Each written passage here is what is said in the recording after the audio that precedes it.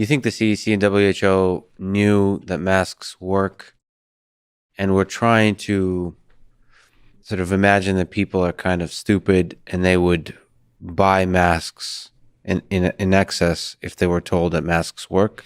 Is that like, because this does seem to be a particularly clear example of mistakes made.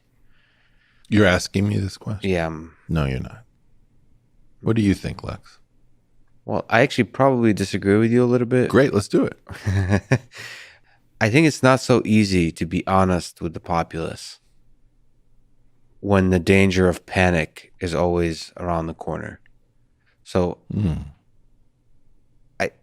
I think the kind of honesty you exhibit appeals to a certain class of brave intellectual minds that it appeals to me, but I don't know from the perspective of WHO, I don't know if it's so obvious that they should be honest 100% of the time with people. I'm not saying you should be perfectly transparent and 100% honest. I'm saying that the quality of your lies has to be very high and it has to be public spirited. There's a big difference between. So I'm not a child about this. Yeah. I'm not saying that when you're at war, for example, you turn over all of your plans to the enemy because it's important that you're transparent with 360-degree visibility. Far from it. What I'm saying is something has been forgotten, and I forgot who it was who told it to me, but it was a fellow graduate student in the Harvard math department. And he said, I learned one thing being out in the workforce, because he was one of the few people who had a work life in the department as a grad student. He said, you can be friends with your boss, but if you're going to be friends with your boss, you have to be doing a good job at work. And there's an analog here, which is, if you're going to be reasonably honest with the population, you have to be doing a good job at work as the Surgeon General or as the head of the CDC. So if you're doing a terrible job, you're supposed to resign. And then the next person is supposed to say, look, I'm not going to lie to you. I inherited the situation. It was in a bit of disarray.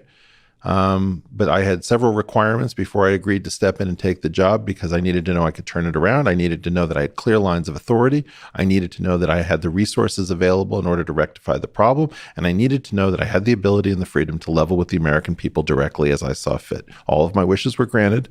And that's why I'm happy here on Monday morning. I've got my sleeves rolled up. Boy, do we got a lot to do. So please come back in 2 weeks and then ask me how I'm doing then. And I hope to have something to show you.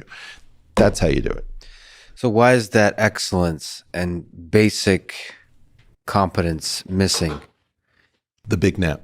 You see, you come from multiple traditions where it was very important to remember things. Yeah. The Soviet tradition made sure that you remembered the sacrifices that came in that war. And the Jewish tradition, we're doing this on Passover, right? Yeah. Okay. Well, every year we tell one simple story. Well, why can't it be different every year? Maybe we could have a rotating series of 7 stories. Because it's the one story that you need. It's like, you work with the Men in Black group, right? And it's the last suit that you'll ever need. This is the last story that you ever need. Don't think I fell for your neuralizer last time. In any event, we tell one story because it's the get out of Dodge story. There's a time when you need to not wait for the bread to rise. And that's the thing, which is, even if you live through a great nap, you deserve to know what it feels like to have to leave everything that has become comfortable and unworkable. It's sad that you need that tragedy, I imagine, to have the tradition of remembering.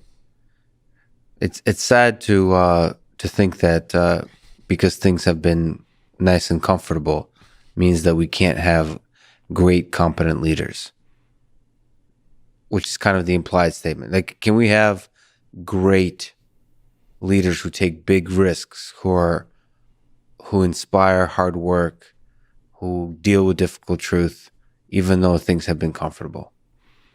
Well, we know what those people sound like. I mean, if, for example, Jocko Willink suddenly threw his hat into the ring, everyone would say, okay,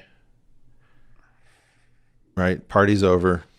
It's time to get up at 4:30 and really work hard, and we've got to get back into fighting shape. And Yeah, but Jocko is a very special. I think that whole group of people, by profession, put themselves in the way of into hardship on a daily basis, and he's not. I don't know, but he's probably not going to be.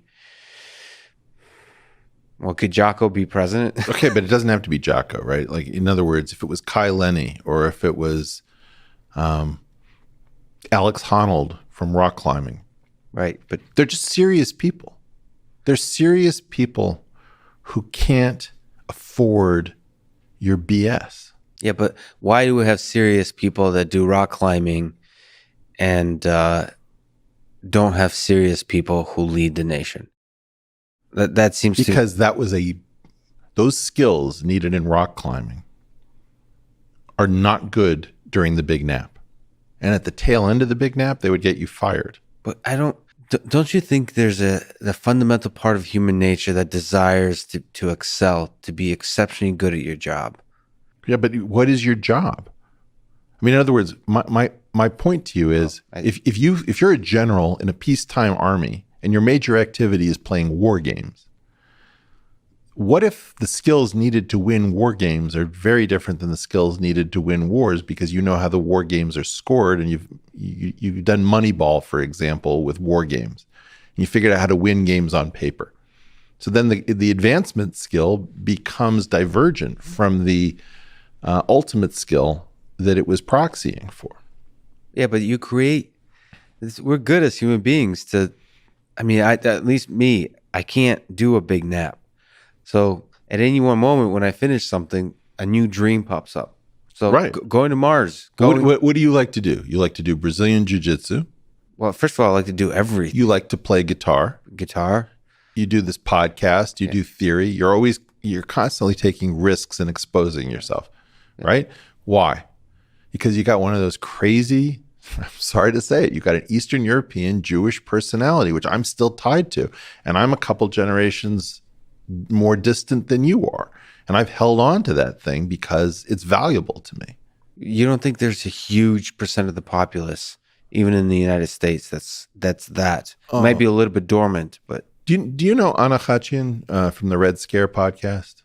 did you interview her? Yeah. Yeah. I listened. Yeah. She was great. She was great, right? Yeah, she was fun. She's terrific. But she also has the same thing going on. And I made a joke in the liner notes for that episode, which is somewhere on the road from Stalingrad to Forever 21, something was lost. Like, how can Stalingrad and Forever 21 be in the same sentence?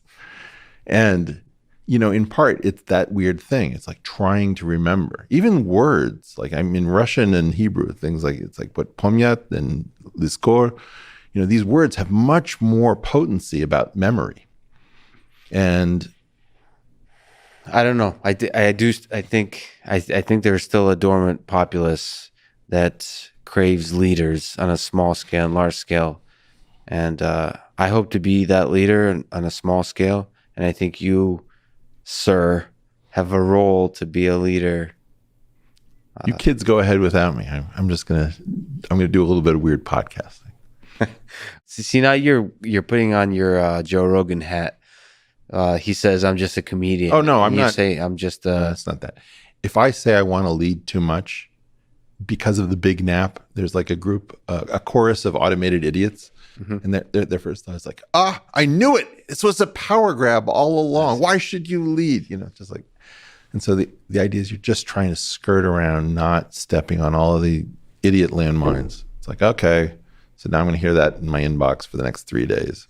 Okay, so lead by example. Just live. No, I mean, on a large platform. Look, we should take over the institutions. There are institutions. We've got bad leadership. We should mutiny, and we should inject 15%, 20% disagreeable, dissident, very aggressive, loner individual, mutant freaks, all the people that you go to see Avengers movies about, or the X-Men, or whatever it is, and stop pretending that everything good comes out of some great, giant, inclusive, communal 12-hour meeting. It's like, stop it. That's not how shit happens.